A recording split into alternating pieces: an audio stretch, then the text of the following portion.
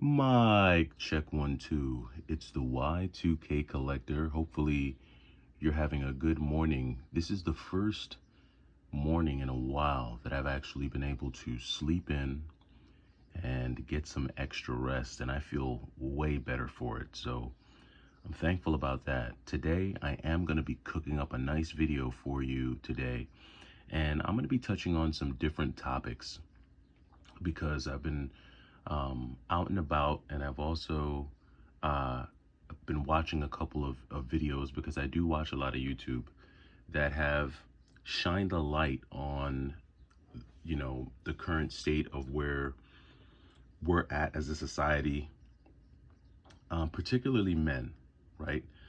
Um, Particularly men of the millennial generation as well as the Gen X generation.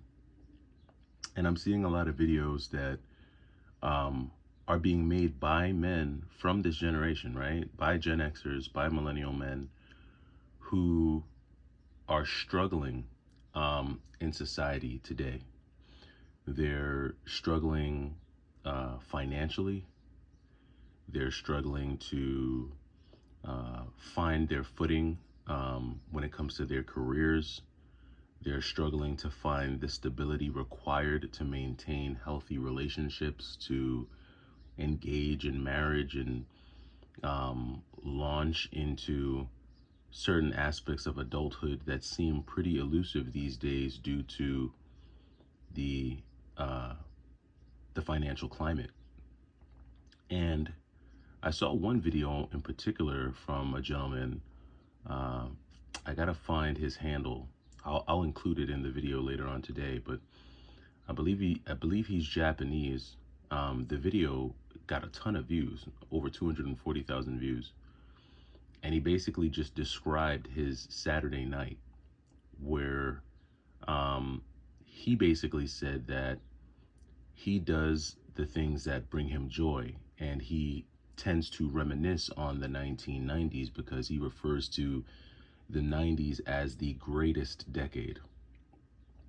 Um, and he kind of goes ahead and describes what his Saturday night is like, and he basically said that his Saturday night is made up of a CRT TV, a Super Famicom, otherwise known as a Super Nintendo Entertainment System, and an old school 6-button joystick on which he plays Street Fighter 2. And then he talks about how the second part of his Saturday night is him playing his guitar, playing old school jams on his guitar. No mention of a family, no mention of a wife, no mention of a girlfriend, no mention of children. Um, just him using uh, music, video games, and different trinkets to take him back to what he feels or felt was his most favorite period in life and in time. And I'm seeing more and more of this. Um, and the reason why I have a Super Nintendo and a Sega Genesis here is because for a lot of men, and not even just young men, but men in their 30s, men in their 40s, maybe even some in their 50s, all they have is their Super Nintendo and their Sega Genesis. That's all they might have. They don't have a lot of friends. They don't have a large social circle. They don't have, you know, a lot of options when it comes to what they might spend their Saturday night doing, or their Friday night, or their Monday night for that matter. And that generation, they tend to look at the 90s as the greatest generation. And when I think about the 90s personally, what made it great for me and what was happening at that time, the 90s was the last complete decade, I think, without mass social media, right? So it was the last decade where people actually had to interact with one another You had to go to social events physically to meet people. And I'm not saying that there wasn't America Online. I'm not saying that there weren't chat rooms. I'm not saying that these things didn't exist. But they did not exist at a scale to where the masses were engaging with that type of technology. So for the most part, the 90s was the last era where we all got our media from the same places, right?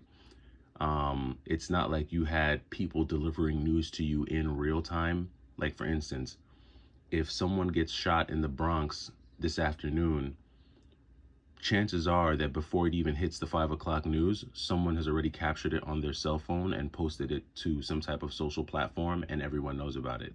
So legacy media, in a way, can't even keep up with social media. It can't even keep up with how fast news and information travels. And that's not something you dealt with in the 90s, right?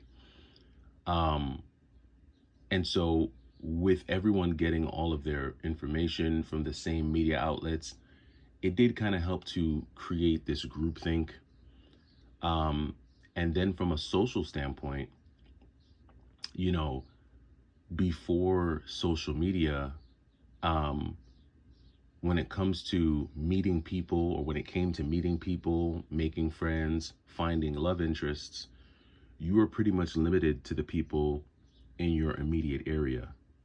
Once social media came about, now it became possible for a young man in Whitehall, Arkansas, to meet a young woman from Sacramento, California. Or it allowed, a dude from Bed-Stuy, Brooklyn, to meet a young woman from Montana. And so it kind of connected people across the country, but it also created this false sense of optionality in people. And what I mean is that people started to feel like they had more options than they actually had. And what happens when you have more options? What happens when you offer a child one of two pieces of candy versus one of 10 pieces of candy? Odds are that child will probably make his decision out of the one of two pieces of candy a lot faster than he will the one of 10 pieces of candy, because the more options they have, the more they feel like they're going to lose out if they choose the wrong piece of candy. And so that's essentially what you saw, at least from a social or a dating standpoint, once we had this mass introduction of social media. And so the 90s was, in my opinion, right, the last disconnected decade where people came together. Pop culture, like, if pop culture was a car, it felt like we were all in it and all on the same road. Whereas social media really kind of helped create these different highways and byways, and people started to split off, and famous people aren't even famous anymore. Like, to be honest with you, I don't even know what makes a celebrity when you have people who should be celebrities, but you've got regular people on YouTube who are more famous than some of your most famous celebrities. I mean, if you think about most of the half-hour sitcoms or even the hour-long TV shows, and you think about the cast of characters on those shows, 9 times out of 10, if you ran into a lot of those supporting cast characters in the street, you wouldn't even know them.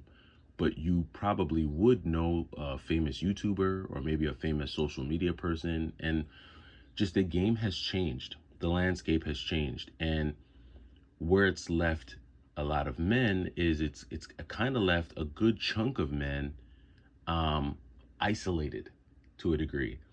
And it's left a good chunk of men in a position where they're kind of off doing their own thing. They're off hiking, they're at the gun range, they're hunting, they're kayaking, they're traveling, they're going overseas, they're seeing the world, or in a lot of cases, they're in their basement playing Super Nintendo and Sega Genesis every weekend.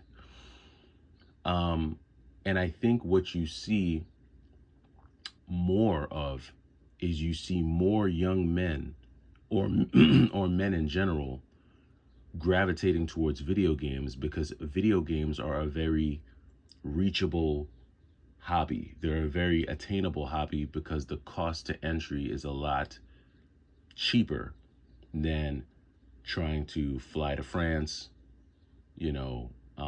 travel the world, and spend money on other hobbies that are just expensive. Like if you engage in guns, and I'm a gun guy, guns aren't cheap, ammo isn't cheap, time at the range isn't cheap, um, hunting isn't cheap. I'm not saying that the hobby of video games is cheap, but if guns is one of your hobbies, it can be pretty expensive.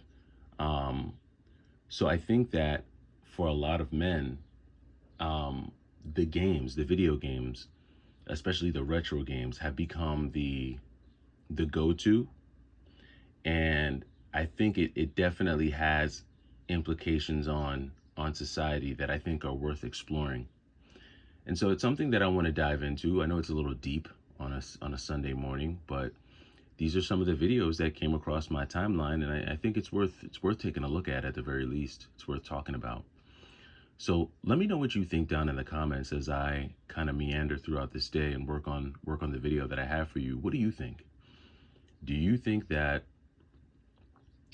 this is all that a lot of middle-aged men have in terms of, you know, things that they can do outside of working their jobs and, I guess, eating and sleeping? Is video games all a lot of millennials and Gen Xers and even younger? You could include the younger group, Gen Zers. Is this all they have? Or is that just what social media, or are all these testimonials that we see people posting on TikTok and YouTube, are they just isolated incidences? I'm interested to know your thoughts. It's the Y2K Collector on a calm Sunday morning. Hopefully you enjoy your day. Hopefully you got to spend time with friends and family yesterday. It's going to be another beautiful day today. Maybe we'll go sit by some water at some point, depending on if we can get enough chores done. Maybe we'll go by a beach or something and relax. It's always good to do, especially in the beginning of summer. The water is usually freezing cold, but because it's not super hot, you can actually relax on the beach and not completely burn up. But it's the Y2K Collector. Let me know your thoughts down below, and I'll see you this afternoon. Take it easy.